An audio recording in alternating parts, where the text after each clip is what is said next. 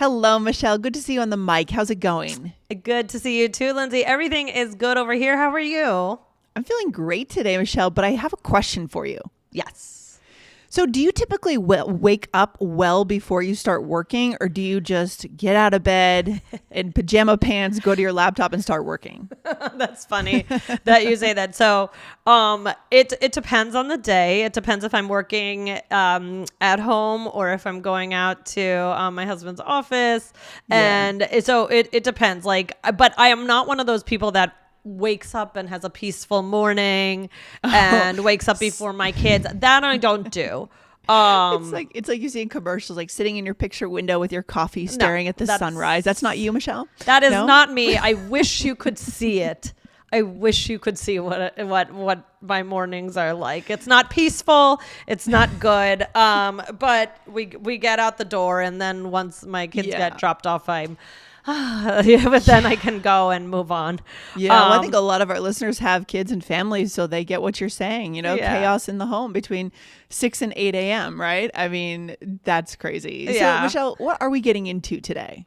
So today we are going to teach something that came from a role play that we did on the Business English podcast. And we're going to give you the number for that later.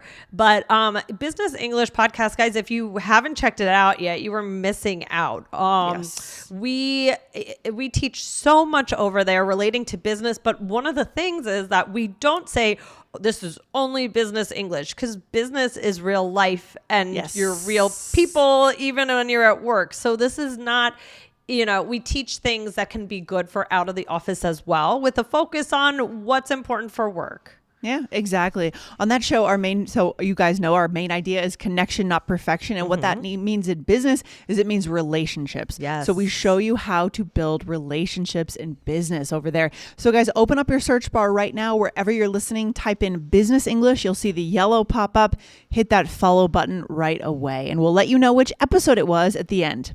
So Michelle, what should we do here? Do we have a little mini role play? Let's do the role play. So this is actually how it was used. Okay. On that Business English episode. So let's read it. All right. Yes, he said the shipments will be in early. Wow, that's great. Before the deadline? Well before. Okay. That gives our listeners a little context, right? Yes. So that is how it was used, and it's one of those situations where I didn't plan it for. With the idea of doing another episode on it. But we realized when we were reading it, oh my gosh, this is so useful. And that we should do a whole episode on it. So Lindsay, what did you mean by well before? Yeah. So as our listeners probably can see from the context, what I mean by well is what I meant is a lot, like way before the deadline, right? It's not like it's going to be happening right before the deadline. We have a lot of buffer time. Yes. Oh, I like that buffer time. Yeah. So, I mean, Lindsay, would you say that you typically might use the word well like this? Yeah, absolutely. I mean, that's why we picked it out of that role play, and we said, that feels very natural. So that is meant to be one of our episodes on Business English. Exactly. Right? Yeah. That's why we were like, ding, ding, ding. We're going to take that one because it is so common. Yes. So to me, it shows it's very emphatic. Right. Okay. And you also have to use the proper stress, right? Well before. And we actually spoke about this on the Business English podcast, because when we were reading it, I didn't write it in a way that stressed the well. And do you remember misunderstood. I think I misunderstood it when I read it, and I almost said the other intonation, which is like, well, I think ... right? Is that what happened? Something like that. Something like that. There was some sort of but something where the meaning could have been impacted. And so we were saying how important that intonation, that stress is with this word, so that you can understand what the person is trying to say. So again, it would be well before, right?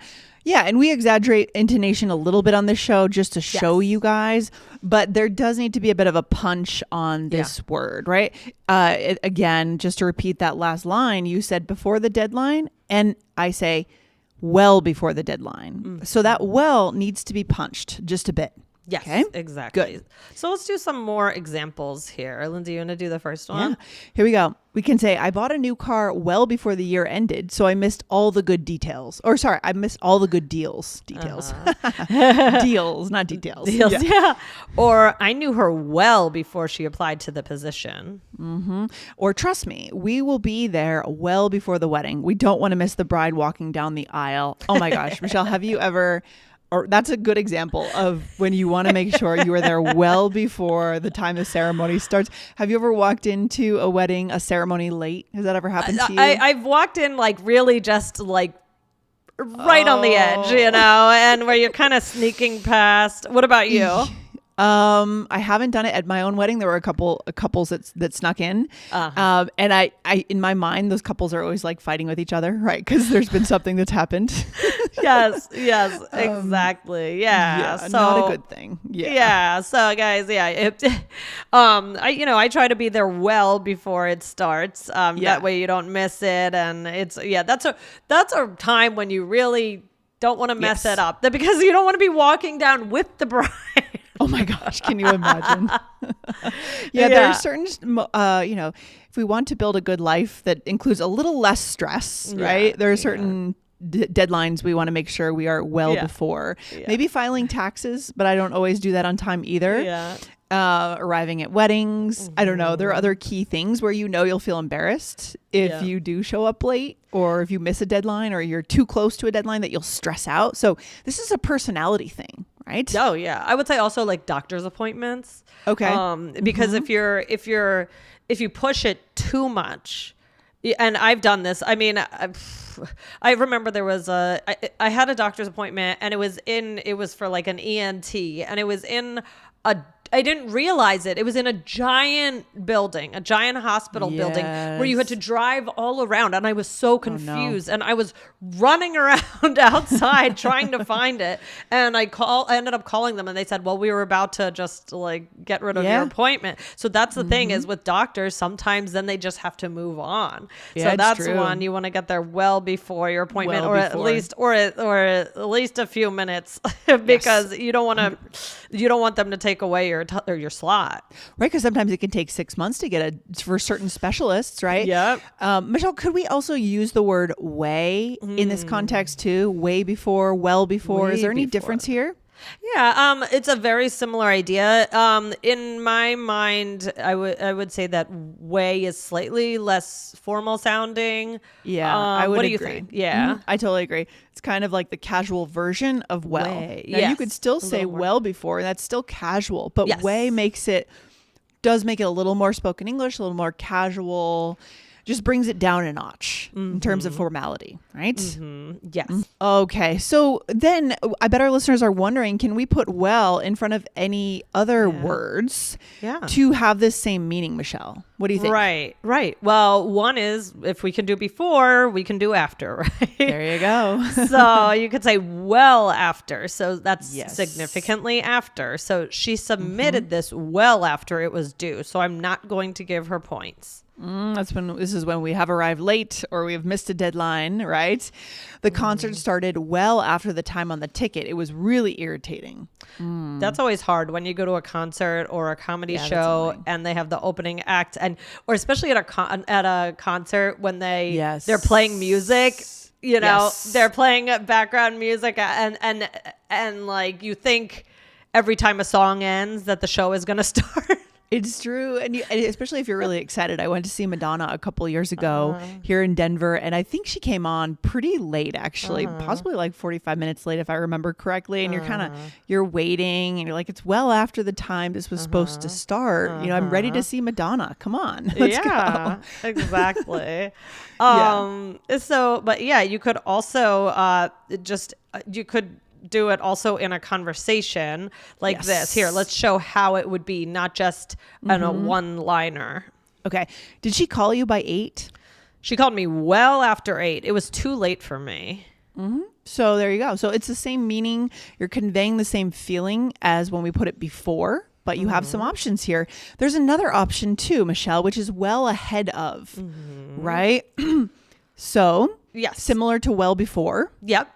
exactly. So, since we, I didn't realize that I wrote well. Okay. Since we're running well ahead of schedule, let's head out early. And let's show our listeners the intonation difference between the first well, which is just conversational. It's just an opening of a thought, right, guys? So don't get confused between these two wells. They are very different.